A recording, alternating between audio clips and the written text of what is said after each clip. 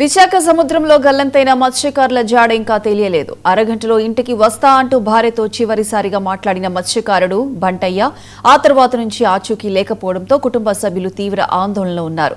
భర్తతో పాటు అల్లుడు కూడా కనిపించకపోవడంతో ఆ కుటుంబం దిక్కుతోచని పరిస్థితిని ఎదుర్కొంటోంది. ఇప్పటికే కుటుంబ పెద్దను కోల్పోయిన ఆ ఇంటికి మరో విషాదం వెంటాడుతోంది.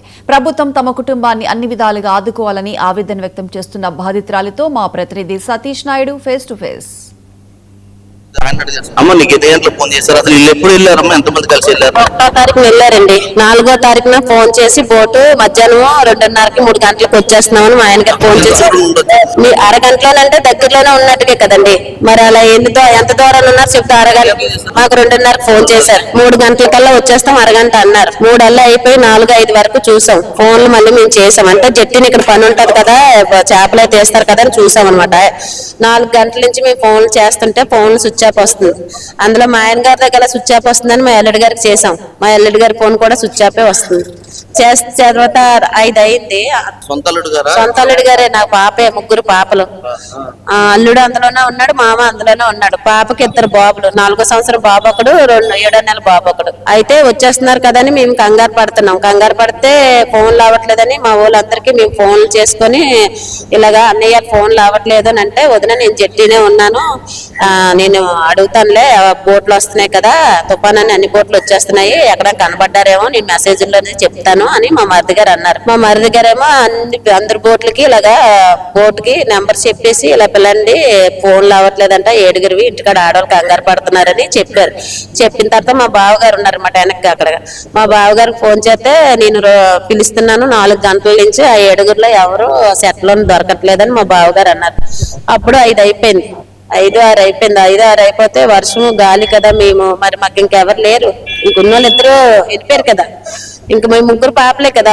పిల్లలేటి కంగారు పడుతున్నా అతను ఎవరికో ఫోన్ చేసి వస్తే ఆయన మా ఈదిలోకి వచ్చి ఏటైందమ్మా అని అంటే, ఇలాగ ఏంటంటే అందరి ఫోన్లు స్విచ్ ఆఫ్ వస్తున్నాయంటే, అలా అప్పుడు వేటకి వెళ్ళి వాళ్ళ ఫోటోలు ఆధార్ కార్డులు తీసుకొని వాట్సాప్లో పంపించి మరి ఇక్కడికి ఆయన కంప్లైంట్ పెట్టారేమో, మరి ఇలా కనబడట్లేదంట, 7గురి ఫోన్లు అవ్వట్లేదంట, ఇంటికాడ ఆడవాళ్ళు ఆందోళన అవుతున్నారని ఏమని చెప్పారు. నాకు వాడ దొరికింది, నాతో పాటు 4 కూడా ఉన్నారు, వాళ్ళు ఎదలేకపోతానని అన్నారు, నేను ముందెళ్ళి తాడు పట్టేసుకున్నాను, వాళ్ళు వదిలేశాను అని చెప్పారంట.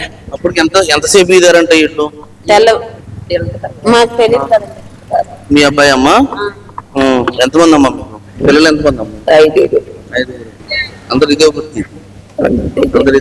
2 ఆడపిల్లలు, 3 మగవాళ్ళు. మా మామగారు చనిపోయి 1 నెల అయినా అవలేదు ఇంకా. మా ఆయన గారు చనిపోయారు.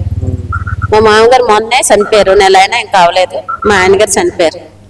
చూడండి మాకు ఎంత కష్టం వచ్చిందో. అల్లుడు, మామ, కొడుకు, మనవడు, మాకు ఇంకెవరు మగవాళ్ళు కూడా లేరు. మా ఆడపిల్లలతో మేము బతకడమే. గవర్నమెంట్ వస్తున్నారు, చూస్తున్నాము, ఎన్నికిస్తున్నాము, ధైర్యంగా ఉండండి, మేము చేయవలసిన సాయం అంతా చేస్తాము.